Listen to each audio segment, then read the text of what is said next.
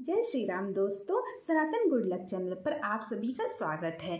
आज के इस वीडियो में हम जानेंगे वसंत पंचमी के बारे में। तो वसंत पंचमी को ये जो है सरस्वती पूजा के नाम से भी जाना जाता है। ये बहुत ही शुभ दिन होता है क्योंकि यह अभुज मुहूर्तों में आता है, यानी कि उस दिन जो है पंचांग देखने की आवश्यकता नहीं होती है और आप किसी भी तरह का शुभ कार्य कर सकते हैं, जैसे कि विवाह, सगाई, बच्चे का मुंडन, बच्चे का अन्नप्राशन, ऐसे कोई से भी कार्य कर सकते हैं। आप नया बिजनेस स्टार्ट कर सकते हैं, आप कोई नया सामान खरीद के घर में ला सकते हैं। तो यह दिन जो है इतना शुभ होता है और सरस्वती पूजा के नाम से पता चल रहा है कि उस दिन जो है सरस्वती माता की पूजा की जाती है। तो इससे जो है आपकी जो बुद्धि, विद्या, इसमें जो है बढ़ोतरी होती है, क्योंकि सरस्वती माता ही हैं जिनसे हमें वाणी मिली है, हमें बुद्धि मिली है, हमें विद्या मिली है, हमें ज्ञान मिला है। तो इसलिए जो है सरस्वती माता की पूजा उस दिन की जाती है। तो देखिए, जब माघ मास आता है तो माघ मास के शुक्ल पक्ष की पंचमी तिथि को जो है वसंत पंचमी कहा जाता है और उसी दिन सरस्वती माता की पूजा की जाती है। तो वर्ष 2024 में इस तिथि की शुरुआत तो हो रही है 13 फरवरी की जो दोपहर है 2:41 से, और इसका समापन होगा अगले दिन यानी कि 14 फरवरी की दोपहर को 12:09 पर उदया तिथि के अनुसार वसंत पंचमी जो है वो 14 फरवरी 2024 दिन बुधवार को मनाया जाएगा। तो देखिए, वसंत पंचमी के दिन जो है ऐसी मान्यता है कि उस दिन पढ़ाई नहीं की जाती है, पुस्तकें नहीं खोली जाती है, क्योंकि उस दिन विद्या की जो देवी है सरस्वती माता, उन्हें भी आराम दिया जाता है। लेकिन अभी जो है एग्ज़ाम के टाइम चल रहे हैं, बहुत सारी जगह बोर्ड्स के एग्ज़ाम शुरू हो चुके हैं, कहीं होने वाले हैं। तो ऐसे में जो माता पिता हैं उन्हें बहुत ही यह चिंता का विषय बना हुआ है कि अपने बच्चे से उस दिन पढ़ाई करवाएं या नहीं। तो देखिए, आपको उस दिन अपने बच्चे से जो है पहले तो पूरे विधि विधान से पूजा करवा लेनी है। तो पूजा आप कैसे करवाएंगे कि आप जो है अपने बच्चे से कहिए कि उस दिन जो है वह सुबह जल्दी उठें। उठने के बाद स्नान आदि करने के बाद हो सके तो उनके जो है जल में जो है थोड़ा गंगा जल मिला करके उन्हें नहला लीजिए और उन्हें जो है पीले वस्त्र धारण कराएं। जी हाँ, वसंत पंचमी के दिन जो है पीले रंग का बड़ा ही अधिक महत्व है। पीले रंग के वस्त्र अवश्य उन्हें पहनाएं। उसके बाद जो आप क्या करें कि बहुत सारे जगहों में जो है सरस्वती माता की मूर्ति घर पे लाई जाती है। तो यदि आपके यहाँ ऐसा किया जाता है तो आप मूर्ति लेकर के आएँ, और यदि ऐसा नहीं है तो आप जो है सरस्वती माता की जो प्रतिमा यानी कि फोटो है आप वह ले सकते हैं। तो उसके लिए जो है आप एक चौकी बनाएं। चौकी पे जो है आप सरस्वती माता की जो है प्रतिमा रखें। अब कुछ लोगों का ये कहना है कि उनके पास जो है सिर्फ सरस्वती माता की जो सिंगल वाली फ़ोटो नहीं है, जिसमें लक्ष्मी माता, गणेश जी हैं, वो वाली फ़ोटो है, तो कोई दिक्कत नहीं है। उस फोटो में जो है सरस्वती माता होनी चाहिए। उसके अलावा आप किसी भी तरह का फ़ोटो ले सकते हैं। तो उस चौकी में पहले तो आप पीले या फिर लाल कलर के जो है वस्त्र बिछाइएगा। कोशिश कीजिए कि पीले रंग के वस्त्र मतलब बिछाएँ, जो कपड़ा एक रखते हैं चौकी पे। उसके बाद आप उसमें प्रतिमा रखें। अब उसके बाद आप क्या करें कि व्रत का संकल्प लें। यदि आप अपने बच्चे से व्रत करवा सकते हैं तो, यदि नहीं करवा सकते हैं तो कोई बात नहीं।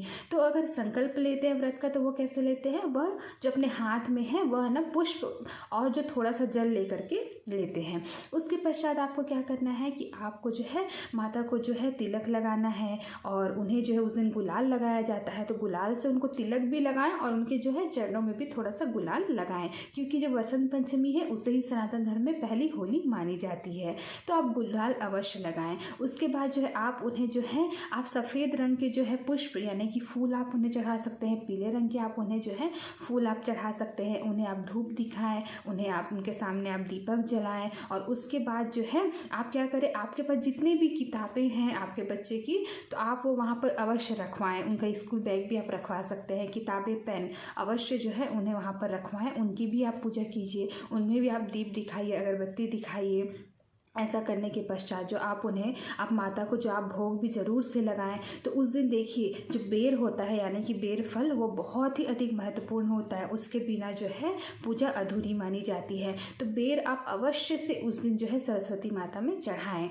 तो बेर चढ़ाने के बाद आप और भी कोई मौसमी फल भी चढ़ा सकते हैं। तो कहीं कहीं पर जो है मीठे चावल बनाए जाते हैं तो आप मीठे चावल भी चढ़ा सकते हैं। आप जो है मिठाई चढ़ा सकते हैं। कहीं कहीं खिचड़ी चढ़ाई जाती है तो आप वह भी चढ़ा सकते हैं। और देखिए जो धान होता है, तो जो धान की एक माला टाइप की जो मिलती है वो भी आप जो है उनमें चढ़ा सकते हैं। और उसके अलावा जो है आम का मोजर, वो भी आप, धान की बाली कहते हैं, धान की बाली आप चढ़ा सकते हैं। आम का मोजर भी आप जो है उनमें चढ़ा सकते हैं। और हो सके तो आप श्रृंगार भी चढ़ा सकते हैं।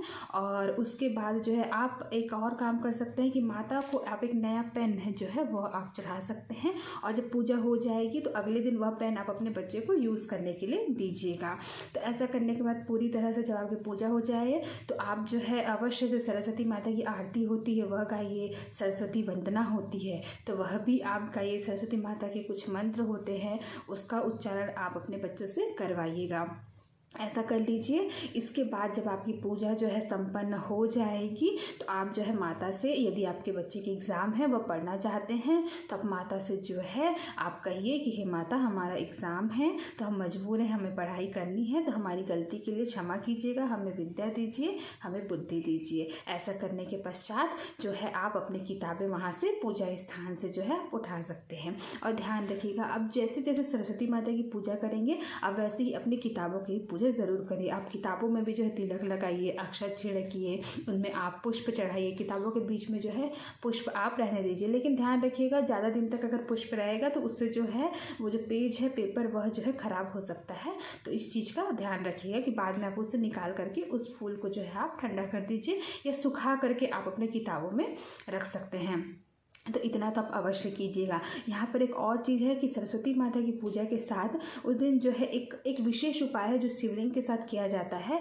यदि आपके जो बच्चा है वो बहुत ज़्यादा कमज़ोर है तो उस केस में जो है आप ना सरसों के फूल, 31 सरसों के फूल लेकर के शिवलिंग पर अपने बच्चे से अवश्य चढ़वाइएगा। तो इससे जो है बच्चे का जो पढ़ने का जो उनकी रुचि है वह बढ़ती है, विद्या और बुद्धि भी उनकी जो है बढ़ती है। तो ऐसा अवश्य से कीजिएगा। और ऐसा करने के पश्चात जो है आप उसके बाद अपने बच्चे जो पढ़ लेंगे तो पढ़ने के बाद आप जो है रात में भी अवश्य उनसे कहिएगा कि वो जो है सरस्वती माता का जो है ध्यान अवश्य से करें। उसके बाद ही जो है वह अपनी जो है निद्रा लें। और अगले दिन जो है आप उस मूर्ति का जो विसर्जन आप कर लीजिएगा। कहीं कहीं पर ना मूर्ति को 1 साल तक रखा जाता है और अगले साल जो है वसंत पंचमी के एक दिन पहले उसका विसर्जन किया जाता है और वसंत पंचमी के दिन जो है नई मूर्ति लाई जाती है। तो यदि आपके यहाँ ऐसा होता है तो आप ऐसा भी बिल्कुल कर सकते हैं। ये वीडियो पसंद आई हो तो प्लीज़ इसे लाइक कीजिएगा और प्लीज़ ऐसी जानकारी के लिए मेरे चैनल को सब्सक्राइब कीजिएगा। जय श्री राम, जय माता दी।